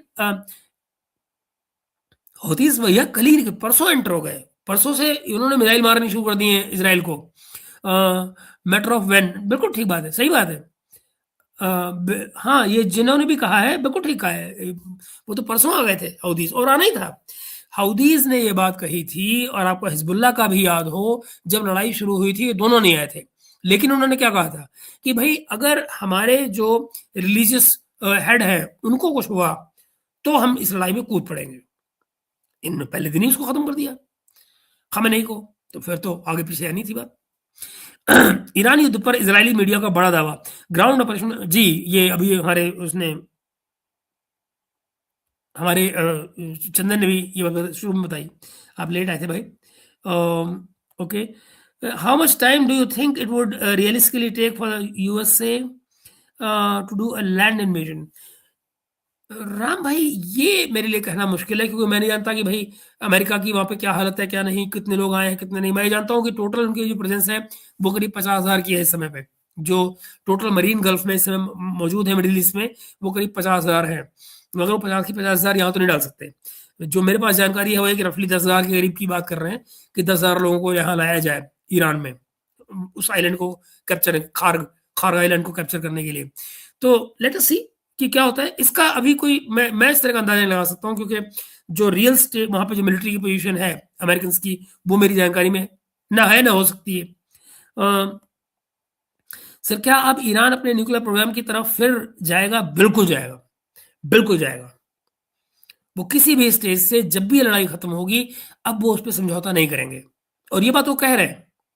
उनकी मजलिस में भी इस पर बात हुई है कि भाई अब हम इस प्रोग्राम की तरफ जाएंगे। जरा सोचिए, ये हम उस कंट्री की बात कर रहे हैं चंदन, जिसने अभी 26 फरवरी को ये बात कही थी कि हम पूरे प्रोग्राम को वापस ले लेते हैं, हमारा जो न्यूक्लियर स्टॉकपाइल है इसको। और सुनिए, अमेरिका ने भी एक बात कही है। अमेरिका ये कह रहा है कि हम एक टीम, अपनी स्पेशलाइज टीम भेजेंगे जो इस्फहान में लैंड करेगी। इस्फहान वो जगह है जहां पर माना जा रहा है कि लड़ाई शुरू होने से पहले पिछले साल, लास्ट ईयर जब लड़ाई बंद हुई, तो ईरान ने जो इनका तमाम जो यूरेनियम था एनरिच्ड, वो उन्होंने इस्फहान में भेज दिया था। तो अब ये इस चक्कर में है, जो इनकी इंटेलिजेंस है वो सही है गलत पता नहीं, अमेरिकन की, वो ये कह रहे हैं कि हम एक टीम भेजेंगे जो सीधे इस्फहान में लैंड करेगी, उस प्लांट को कैप्चर करेगी, वहां पे मौजूद जो ये सारा का सारा यूरेनियम है उसको उठाएगी और लेकर अमेरिका आ जाएगी। अब ये कितनी सही बात है कितनी नहीं, क्या वाकई में वो इस्फहान में है या नहीं, जो इंटेलिजेंस सही है या नहीं, ये मैं नहीं जानता हूँ। इस्फहान में ये लैंड अगर वहां पे उतरते हैं जाकर तो इस्फहान में इनकी क्या हालत होगी मैं नहीं कह सकता, बट ये अमेरिकी सपने हैं, लेट देम ट्राई, आनंद आएगा जीवन पे। Boots on ground is the worst thing they can do to himself and I do not know. आप देखिए ये बात जो ट्रंप साहब बार बार कह रहे हैं ना कि नहीं हमने सोचा नहीं था कि वॉर में हमारे कोई लोग जाएंगे, मारे जाएंगे, लेकिन फिर लड़ाई है, लड़ाई तो लड़ाई होती है, कुछ भी हो सकता है, वॉर में कुछ भी हो सकता है। इस एक्सक्यूज को अमेरिकन कितनी देर तक सुनेंगे और समझ पाएंगे, ये एक्सेप्ट कर पाएंगे, मुझे नहीं लगता। Pakistan's terror face has been exposed yet again by latest report by US Congressional Research Service। ये तो कई दिन पुरानी न्यूज है यार, ये तो कई दिन पुरानी, 3 दिन पुरानी न्यूज है, 3-4 दिन पुरानी न्यूज है, जिसमें उन्होंने कहा था कि ग्रुप जो है वो पाले जा रहे हैं। CRS की रिपोर्ट थी वो, बिल्कुल उन्होंने बताया था, ठीक बात है। The leader of Taiwan's largest opposition party will visit China in April after being invited by Chinese President Xi Jinping. That will come देखते जाइए ऋषभ भाई। ओके, अच्छा हाँ, अच्छा आज क्या है, 30 तारीख हो गई ना, हाँ जाना था उसको। तो अब जरा देखिए क्या मजा आता है, अब जरा देखिएगा चाइना में क्या बात होती है, या ऐसे ही बस 3 तड़ाक होता रहेगा। Sir Saudi Arabia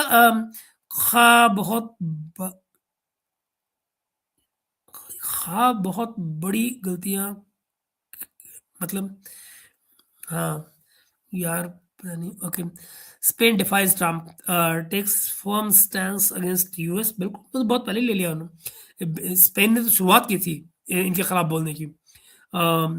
Israel's war on Iran, Spain announces closure of its airspace for attack. वो तो बहुत पहले हुआ था, उन्होंने तो अपने अड्डे देने से, इसी पे तो ट्रम्प की और इनकी बिगड़ी थी। तो पुरानी बात है यार, बहुत पुरानी बात है, महीना पुरानी बात है। तो लैरी रेडेंस डिमांड शेयर ऑफ 60 मिलियन। अच्छा जी, कांटपाल क्या कह रहे हैं सर, लेकिन दुनिया को सरप्राइज करने में यूएसए और इजराइल एक्सपर्ट भी हैं, अभी तो हालात खराब लग रहे हैं। कांटपाल भाई, अमेरिका का तो मैं क्या कहूं, लेकिन जो रियल सरप्राइज आना है, और आप पाएंगे रियल सरप्राइज जो है वो आपको इजराइल से ही आएगा, इजराइल से आएगा या किसी ऐसे आदमी से आएगा, तीसरे से, जिसके बारे में हमने आप पे कभी सुना ही नहीं होगा, लेकिन वो जो इंटरेस्ट सर्व कर रहा होगा वो इजराइल का ही सर्व कर रहा होगा, ये मैं आपको बता दूं। अब वो कौन होगा मैं नहीं जानता हूँ, पाकिस्तान भी हो सकता है, बट कोई रॉग एलिमेंट हो सकता है पाकिस्तान का, बट ये सारी चीजें पॉसिबल हैं, लेकिन जो वो काम करेंगे वो इजराइल का ही होगा, चाहे वो कोई भी करे। क्या बोल रहा था, क्या सऊदी बहुत बड़ी गलती कर रहा है ब्लाइंडली यूएस के साथ? हाँ बिल्कुल ठीक बात है। Okay, so not an issue. आइए तो वे दोस्तों हम जरा अपनी बात कर लेते हैं आज की। क्या है दोस्तों, देखिए वेस्ट एशिया में अब 1 महीने से ऊपर हो गया, दूसरा महीना शुरू हो चुका है लड़ाई का। जो ईरान, इजराइल और अमेरिका के बीच जो जंग है वो बड़ी खुले तौर पर चल रही है। डोनाल्ड ट्रंप रोज नया अल्टीमेटम दे रहे हैं। ईरान के जो पावर प्लांट्स हैं आप देख रहे हैं, ऑयल वेल्स सब जल रहे हैं, न्यूक्लियर साइट्स पे हमले हो रहे हैं दोनों तरफ, ठीक है ना। बुशहर जैसा जो सेंसिटिव टारगेट है वहां पे मिसाइलें पहुंच रही हैं। आज आपने देखा हाइफा पे, अभी मैंने आपको दिखाया, हाइफा में मिसाइलें पहुंची हुई हैं। और इसी जंग के बीच में एक अलग तरह का नाटक चल रहा है पाकिस्तान में, जहां वो खुद को सबसे बड़ा अपना शांति दूत बता रहा है, मीडिएटर बता रहा है। मीडिएटर शब्द कहां से आ रहा है मुझे पल्ले नहीं पड़ा, मतलब ये कैसा मीडिएटर है जिसके पास कोई अधिकार ही नहीं है, बिना किसी राइट के, खाली वो एक कागज से लेके उधर दे रहा है और कह रहा है मैं मीडिएटर हूँ और पीस का ब्रोकर हूँ, है ना। आई डोंट नो, खैर एनीवे, इस्लामाबाद कहता है दोस्तों कि अमेरिका और ईरान के बीच में वो पुल है, अमेरिका और ईरान के बीच में पाकिस्तान जो है वो पुल है।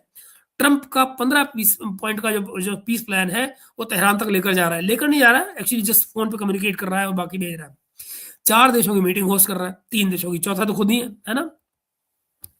लेकिन असली दुनिया में क्या हो रहा है, असली दुनिया में दोस्तों जेरूसलम में या जेरूसलम से इजराइल की जो स्पेशल एनवॉय है वो खुल के कह रही है, जो मैंने आपको सुनाया अभी, वो क्या कह रहे हैं कि पाकिस्तान खुद जिहादी टेररिज्म की एक बड़ी समस्या है, और वो खुद को कहते हैं कि खुद को रिलेवेंट दिखाने की कोशिश कर रहे हैं।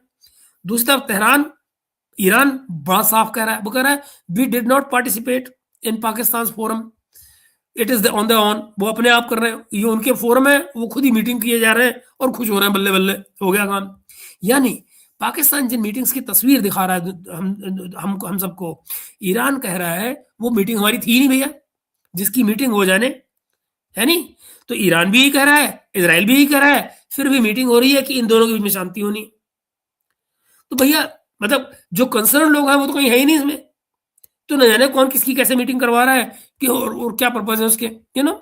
तो दोस्तों इसी पूरे के पूरे खेल पर आज हम बात करते हैं, और जो पाकिस्तान का जो शांति दूत वाला जो नैरेटिव है और उस पर जो इजराइल की लताड़ लगी है, यू नो, या ईरान ने जो रिजेक्शन अपना दिया है, ट्रंप बनाम ईरान की जो एनर्जी वॉर है, यू नो, बुशहर पर हमला, रूस और क्यूबा का ऑयल टैंकर, अमेरिका और रूस की जियोपॉलिटिक्स, इस सारे के आखिर में भारत का इससे क्या मतलब निकलता है उसकी बात करते हैं। तो देखिए इस्लामाबाद ने 4 देशों की बैठक की, कल खत्म हुई। आधिकारिक बयान ये है उनमें कि कम्युनिकेशन नहीं है, ज्वाइंट कम्युनिकेशन नहीं है, मगर भाई यूं ऑफिशियल इसहाक दार ने लिख दिया है, लिखा है कि वेस्ट एशिया की जंग को रोकने के लिए अमेरिका और ईरान को बातचीत की मेज पर इस्लामाबाद लाना चाहता है और वो एक तरह का रीजनल प्लेटफॉर्म बना रहा है। इसी के साथ में जरा न्यूयॉर्क टाइम्स की रिपोर्ट आती है, वो कहती है पाकिस्तान ने अमेरिका का 15 पॉइंट का जो पीस प्लान है वो पहुंचाने की पेशकश की है, पेशकश की है, ये न्यूयॉर्क टाइम्स लिख रहा है। पाकिस्तान ऑफर्ड इटसेल्फ, लो जी मैं चिट्ठी पहुंचाता हूं, हमारे तो बगल में रहते हैं, पड़ोसी हैं हमारे, मतलब पाकिस्तान खुद को मैसेज कैरियर की तरह से बीच में खड़ा करने की कोशिश कर रहा है। दैट मीन्स जो इजराइल की अंडरस्टैंडिंग है वो बिल्कुल वैसी करेक्ट है, न पूरी तरह अमेरिका के कैंप में, न पूरी तरह ईरान के कैंप में, बस बीच में बैठ के दोनों की चिट्ठी एक दूसरे की तरफ को पहुंचाने वाला एक खिलाड़ी है जिसका नाम है पाकिस्तान। पाकिस्तानी मीडिया ने दोस्तों इस पूरे के पूरे नैरेटिव को खूब बढ़ा चढ़ा कर दिखाया है, जिसमें हमारे कमर सिंह ने भी भूमिका निभाई। वहां के टीवी चैनल्स, यूट्यूब चैनल्स आप देखेंगे वो जनरल आसिम मुनीर को ऑलमोस्ट एक किंग मेकर की तरह से प्रोजेक्ट कर रहे हैं कि बस शांति आ सकती है तो यही लेकर आ सकता है हमारा फील्ड मार्शल। कभी ट्रंप के साथ फोटो, कभी तेहरान के साथ किसी अफसर के साथ में मीटिंग की क्लिप, कभी ये बयान कि पाकिस्तान ही दुनिया को जंग से बचाएगा। पाकिस्तान का अपना नैरेटिव क्या है दोस्तों, वो ये है कि हम ही वो मुल्क है जो ईरान और अमेरिका के बीच में पुल बन सकते हैं, हम मुस्लिम दुनिया में लीडर हैं और वेस्ट एशिया की आग में हम फायर फाइटर हैं, ये वो कहते हैं। लेकिन जंग की जो असली पार्टियां हैं दोस्तों, इजराइल, ईरान, अमेरिका, पाकिस्तान को इसी नजर से देख रही हैं या कहानी कुछ और है। न भूलिएगा कि अमेरिका की तरफ से भी इसमें कोई शामिल नहीं हुआ, इवन कि जो लोकल एम्बेसडर है वो तक नहीं। तो इजराइल की जो स्पेशल एनवॉय है फ्लोया हसन नहोम, उनसे पूछा गया कि पाकिस्तान की मीडिएशन के बारे में इजराइल सरकार क्या सोचती है। उनका जवाब बड़ा सीधा और कड़ा था, कहा I don't know what the Pakistanis thinks they are doing, I think they are trying to make themselves relevant, they are themselves a huge problem in the world of jihadi terrorism, but they can try. I'm not sure that they'll be successful. I think they just want to show them, they just want to shove themselves, shove rather Karachi, they shove themselves in the middle of something relevant at the moment. कोई relevant चीज है उसके बीच में जाके खुद कूद पड़े हैं ताकि खुद relevant हो जाए। इसमें क्या है दोस्तों, इसमें हर एक लाइन जो उन्होंने बोली है वो एक संदेश दे रही है। जब वो कहती हैं trying to make themselves relevant Pakistan के लिए, तो वो आरोप लगा रही हैं कि पाकिस्तान की प्राथमिक चिंता शांति नहीं है बल्कि अपनी रेलेवेंस है। वो दुनिया में कहीं भी बड़ा कॉन्फ्लिक्ट हो तो पाकिस्तान सुर्खियों में बना रहे, ऐसा वो अपने आप को दिखाना चाह रहे हैं। और यही कारण है कि जब कमर सीमा ये कहता है कि श्रीलंका ने जो थैंक यू बोला है इंडिया को, ये हमको नौबत नहीं आने देनी चाहिए थी, हमको ईरान से तेल श्रीलंका को दिलाना चाहिए था, खुद नहीं देना चाहिए था। ना ना ना ना ना ना ना, यहां भारत खुद दे रहा है, कहना ना, हमको कहना चाहिए था बताओ तुम्हारी क्या जरूरत है, मैं तुमको ईरान से तेल निकाल देता हूं। मतलब तुम कौन पिद्दी का शोरबा, ये हालत है, ताकि किसी भी तरह से पाकिस्तान जो है वो सुर्खियों में बना रहे।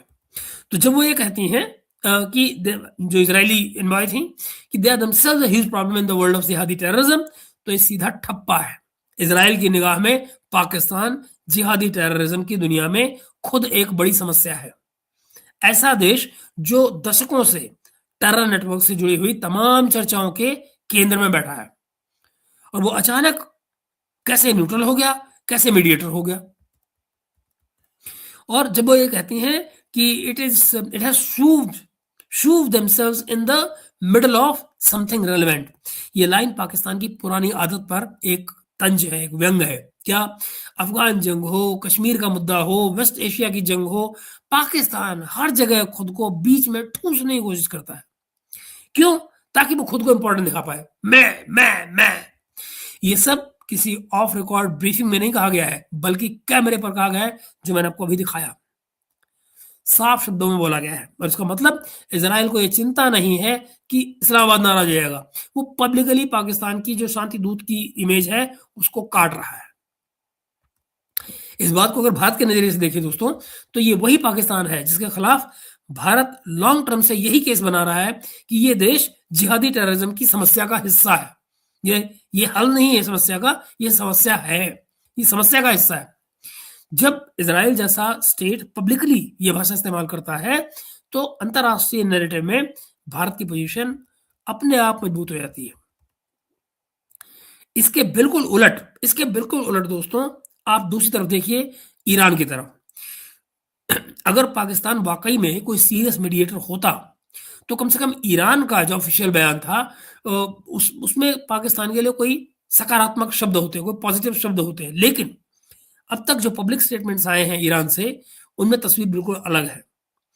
मनी कंट्रोल जैसे या टाइम्स ऑफ इंडिया जैसे जो अखबार हैं, उनमें रिपोर्ट्स आई हैं कि ईरान ने बड़े साफ शब्दों में कहा है, we did not participate in these meetings, Pakistan forums are it's on, तुम्हारी दुनिया तुम ही संभालो, तुम्हारे फोरम तुम खुद ही मीटिंग करो, जो करना करो, हमने जंग करनी है, हम जंग कर रहे हैं।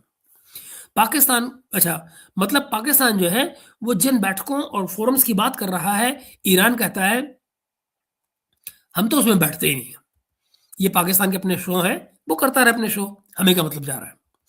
दूसरी बात ये, ईरान के सिस्टम के भीतर से भी ऐसी ही रिपोर्ट आ रही है, यानी पाकिस्तान पर भरोसे को लेकर वहां गंभीर संदेह हैं।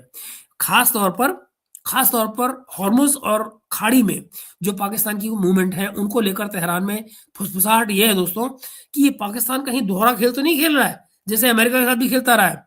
यानी एक तरफ वो अमेरिका से अपने तालमेल बना रहा है, दूसरी तरफ ईरान से दोस्ती का चेहरा लगा रहा है, और तीसरी तरफ सऊदियों से तेल मांग रहा है। इन्हीं रिपोर्ट्स ने पाकिस्तान की भूमिका को डबल या ट्रिपल गेम से डिस्क्राइब किया जाता है। कुछ वीडियो रिपोर्ट्स में यह भी कहा गया है कि ईरान ने पाकिस्तान से जुड़ी एक शिपिंग मूव को रोककर कड़ा मैसेज दिया। यानी केवल बयानबाजी नहीं हुई है, बल्कि प्रैक्टिकली वहां पर लैक ऑफ कॉन्फिडेंस मौजूद है ईरान में। तो एक तरफ जेरूसलम बैठकर यह कह रहा है कि Pakistan is a huge problem in terrorism, दूसरी तरफ ईरान क्या कह रहा है कि भाई पाकिस्तान के forum they are on, we did not participate, वो जाने उनके फोरम जाने, खुद ही करें, हम तो जान ही रहे। ऐसा बहुत कम होता है कि किसी कॉन्फ्लिक्ट की दोनों पार्टियां एक साथ किसी तीसरे देश की भूमिका के बारे में इतनी ठंडी और इतनी सस्पिशियस हो। यहीं पर पाकिस्तान का जो शांति दूत वाला नैरेटिव है वो हवा हो जाता है, क्योंकि मीडिएटर वो बनता है दोस्तों जिस पर कम से कम दोनों साइड किसी सीमा तक भरोसा कर पाए। यहां तो भरोसे का कोई नामो निशान ही नहीं है, हालत उल्टी है, दोनों साइड अपनी अपनी भाषा में पाकिस्तान से दूरी बना रही है। अब देखिए दोस्तों, जरा पाकिस्तान से हटकर ये देखें कि मेन लड़ाई में क्या हो रहा है। तो डोनाल्ड ट्रंप ने पिछले हफ्तों कई बार धमकी दी कि अगर ईरान ने स्ट्रेट ऑफ हॉर्मुज नहीं खोला तो ऑयल टैंकरों को फ्री पैसेज नहीं दिया तो पीस डील पर जल्दी बात नहीं बनी तो क्या होगा, तो अमेरिका ईरान के पावर प्लांट्स पर, ऑयल वेल्स पर, एनर्जी इंफ्रास्ट्रक्चर पर कंप्लीटली हमले शुरू कर देगा, ऑब्लिटरेट कर देगा, खत्म कर देगा। और बाद में फिर उन्होंने एक स्टेटमेंट दी अलग, जिसमें उन्होंने कहा कि इन मेजर स्ट्राइक्स को वो फिलहाल रोक रहे हैं और नई डेडलाइन 6 अप्रैल तक के लिए बढ़ा दी गई है। यानी उनके शब्दों में ईरान को one last chance of peace और दिया गया है। लेकिन दोस्तों, जमीन पर तस्वीर इतनी सीधी नहीं है। ईरान और इंटरनेशनल जो एजेंसियों की रिपोर्ट्स के मुताबिक बुशहर का जो न्यूक्लियर पावर प्लांट है उसके आसपास पिछले दिनों में कम से कम 3 बार प्रोजेक्टाइल्स लगे हैं या हमले हुए हैं। ईरान का दावा यह है कि ये जो हमले हैं वो अमेरिका और इजराइल की तरफ से किए गए हैं। आईएईए ये कह रहा है कि अभी तक किसी तरह की रेडिएशन लीकेज नहीं है, लेकिन ऐसे हमलों में न्यूक्लियर सेफ्टी एक गंभीर खतरा है। और अब रशिया ने भी खुलकर चेतावनी दे दी है कि बुशहर के न्यूक्लियर प्लांट पर कोई बड़ा हमला कैटास्ट्रोफिक हो सकता है, और इस तरह की जो स्ट्राइक्स हैं वो इंटरनेशनल कानून में और न्यूक्लियर सेफ्टी के सभी नियमों के खिलाफ है। मजे की बात यह है कि दोनों तरफ से जो हमले हो रहे हैं न्यूक्लियर प्लांट्स पर, चाहे वो ईरान के इजराइल पर हो या इजराइल के ईरान पर, आप ये देखिए कि क्या दुनिया की कोई संस्था बोल रही है इसके ऊपर? न यूएन बोल रहा है, न ह्यूमन राइट्स वाला कोई बोल रहा है, कुछ भी नहीं। और मायने क्या बनते हैं इससे? इसका मतलब ये है कि वही जिसकी लाठी उसकी भैंस वाला मामला चल रहा है, या ये कि जो इंस्टीट्यूशंस हैं उन पर कोई बाहरी कंट्रोल मौजूद है। और कैसे समझाएं इस बात को? यानी ऊपर से ये भाषा कि हमने पावर प्लांट्स पर मेजर अटैक को रोक दिया है और हम डेडलाइन बढ़ा रहे हैं, लेकिन नीचे से बुश है हुआ, ईरान के जो एनर्जी टारगेट्स हैं उन सब पर हमले भी हो रहे हैं। इस तरह की जो ऐसी स्ट्राइक की जा रही हैं जिनमें डिनाइबिलिटी बनी रहे, जैसे कि जो कुवैत में किया गया। यहीं पर हमें समझ में आने लगता है दोस्तों कि जो असली शांति है या जो असली जंग है, इसका फैसला इस समय वाशिंगटन, तेहरान या जेरूसलम की मेजों पर हो रहा है, टेबल पे हो रहा है। पाकिस्तान जैसे जो यूनिट्स हैं, इकाइयां हैं, ये बाहर बैठकर चाहे जितनी प्रेस कॉन्फ्रेंस कर ले, लेकिन मिसाइल कहां गिरेगी, तेल किस दाम बिकेगा, ये फैसले वहीं हो गए, अमेरिका में, इजराइल में। आगे देखिए दोस्तों, और वो ये इंपॉर्टेंट सेगमेंट है जिसकी मैंने आपसे जिक्र किया था। नजर घुमाते हैं क्यूबा की तरफ, क्योंकि ये कहानी भी जो है ना वो आज की जियोपॉलिटिक्स को बड़ी हद तक समझाती है। क्यूबा पिछले महीनों में भारी फ्यूल क्राइसिस से गुजर रहा है। ऑयल की कमी है, ब्लैकआउट हो रहे हैं, ट्रांसपोर्ट बंद है, जनता में गुस्सा बढ़ता जा रहा है। और ऐसे समय में रूसी टैंकर अनातोली कोलाटकोन जो है वो 100,000 टन का क्रूड ऑयल लेकर क्यूबा के मटांजेस पोर्ट पर पहुंचता है और अनलोडिंग का इंतजार कर रहा है। अभी right now as we talk ये जहाज वहां खड़ा हुआ है, अनलोडिंग का इंतजार कर रहा है। रशिया इसको क्यूबा के साथ में सॉलिडेरिटी और ह्यूमैनिटेरियन कदम बताता है, और साथ ही मॉस्को का जो मीडिया है, मॉस्को का जो प्रेस है, वो इसको ऐसे दिखाता है जैसे रशिया ने अमेरिका की ब्लॉकेड को तोड़ दिया हो, संदेश दे दिया, भैया जो करना हो कर ले, ये रहे, हम तेरे सिर के ऊपर से निकल रहे हैं और जाके क्यूबा पहुंचना है, रोको किसको रोकते हो। दिलचस्प बात क्या है? दिलचस्प बात यह है दोस्तों कि क्यूबा पर ट्रंप ने पहले क्यूबा पर दबाव और फिर सैंक्शंस के जरिए एक तरह का फ्यूल ब्लॉकेड जैसा माहौल बना दिया था। लेकिन जब ये रूसी टैंकर अब अटलांटिक पार करके कैरेबियन पहुंच रहे हैं, तो अमेरिकी जो कोस्ट गार्ड है उनको रोकते नहीं है, बल्कि रिपोर्ट्स कहती हैं कि अमेरिका ने इस शिप को एंकर करने दिया और ट्रंप ने पब्लिकली कहा कि भाई रशियन कार्गो के यहां पहुंचने से, क्यूबा पहुंचने से हमें कोई दिक्कत नहीं है। तो एक तरफ जहां दोस्तों ईरान के केस में ट्रंप क्या कहते हैं कि अगर मेरी बातें नहीं मानी, मेरी शर्तें नहीं मानी, तो मैं तुम्हारे पावर प्लांट्स को, तुम्हारे ऑयल वेल्स को उड़ा दूंगा। तो वहीं दूसरी तरफ क्यूबा के केस में वो रशिया के 100,000 टन के क्रूड को आराम से वहां पोर्ट पर पहुंचने देते हैं और कहते हैं हमें कोई दिक्कत ही नहीं है। इससे हमें क्या समझ में आता है? पहली बात, रशिया इस पूरे एपिसोड को एक सिंबॉलिक जीत की तरह दर्ज करवा रहा है। क्यूबा को तेल देकर वो दुनिया को दिखाना चाहता है कि आज भी मॉस्को के पास इतना वेटेज है, इतना दमखम है कि वो वाशिंगटन की मर्जी के खिलाफ जाकर भी अपने दोस्तों की मदद कर सकता है। ये कोल्ड वॉर की पुरानी यादों को ताजा करता है। लेकिन दोस्तों इस नए कॉन्टेक्स्ट में अब हथियारों के बजाय तेल और शिपिंग के जरिए ही आप अपनी इंपॉर्टेंस को दिखा पाते हैं। यही आज की दुनिया है, आधुनिक दुनिया है। दूसरी बात, अमेरिका खुद भी ये जानता है कि हर एक फ्रंट पर पूरी तरह से कन्फ्रंट करना जो है वो उसके लिए संभव नहीं है। ईरान के साथ में एक तीखी लड़ाई चल रही है, रूस और यूक्रेन की कहानी अभी खत्म नहीं हुई है, वो प्रेम संवाद अलग ही चल रहा है। एशिया में चीन का दबाव है, और ऐसे में क्यूबा के ऊपर हर चीज पर अगर वीटो लगाया जाता है अमेरिका की तरफ से, तो कुछ जगह पर फिर सॉफ्ट कॉर्नर उनको छोड़ने पड़ेंगे, उसके बिना गाड़ी नहीं चलती। तीसरी बात क्या है दोस्तों, ये बताता है हमको कि जियोपॉलिटिक्स में एनर्जी की जो शिपमेंट है वो खुद अपने आप में एक स्ट्रेटेजिक वेपन बन चुकी है। यानी रशिया क्यूबा को तेल देकर उसकी लाइट नहीं जला रहा है, तो वो सिंबॉलिकली अमेरिका का जो प्रभाव क्षेत्र है उसमें अपनी मौजूदगी दिखा रहा है। वो दिखा रहा है कि बेटा अकेले तुम ही राजा नहीं हो, हम भी तुम्हारे बगल में ही हैं। यानी वेस्ट एशिया में ऑयल और गैस की जो मिसाइलों की रेंज में है, सारी जो वेस्ट एशिया है उसकी मिसाइलों की रेंज में है, चाहे वो गैस के फील्ड्स हो या ऑयल के फील्ड हो। तो दूसरी तरफ कैरेबियन में जो रूसी टैंकर हैं वो अमेरिकी जो ब्लॉकेड है उसको प्रैक्टिकली टेस्ट कर रहे हैं। अमेरिकी जहाज जब अकेला निकलता है बिना किसी सपोर्ट सिस्टम के, तो वो प्रैक्टिकली टेस्ट कर रहा है कि देखो जी मैं अकेला जा रहा हूं, कोई मेरा आगे पीछे नहीं है, आओ मेरा क्या करते हो देखता हूं मैं। तो ये एक टेस्ट है। दुनिया का जो पावर गेम है वो अब टैंक्स के मुकाबले दोस्तों टैंकरों पर खेला जा रहा है। टैंक इंपॉर्टेंट नहीं रह गए हैं।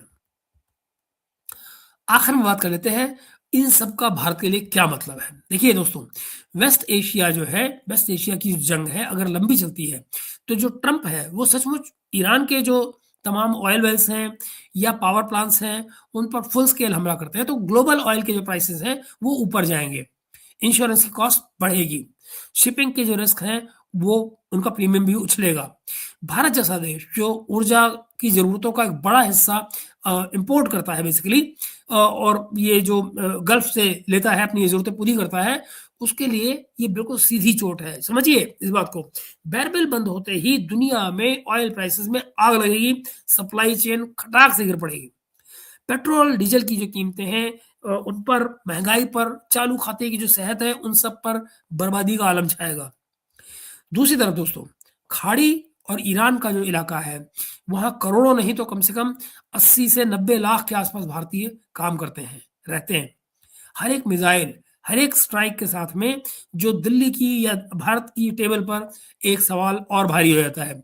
अगर हालात बिगड़ते हैं तो इवैक्यूएशन करवाना होगा, एयर स्पेस बंद करवाने होंगे, फ्लाइट डाइवर्जन करवाने होंगे, ये सब कुछ कैसे मैनेज होगा। इसी वजह से पिछले दिनों लगातार हाई लेवल मीटिंग्स हो रही हैं जहां प्रधानमंत्री NSA डोवल साहब, विदेश मंत्री जयशंकर जी और सिक्योरिटी के तमाम टॉप ब्रास वेस्ट एशिया की हालात का जायजा ले रहे हैं। तीसरा एंगल रह जाता है पाकिस्तान का। एक तरफ पाकिस्तान खुद को शांति दूत दिखा रहा है, दूसरी तरफ इजराइल उसको जिहादी टेररिज्म की समस्या का हिस्सा बता रहा है। ईरान उसको कहता है इनके फोरम में ये जाने, इनका काम जाने, हम तो वहां जाते ही नहीं।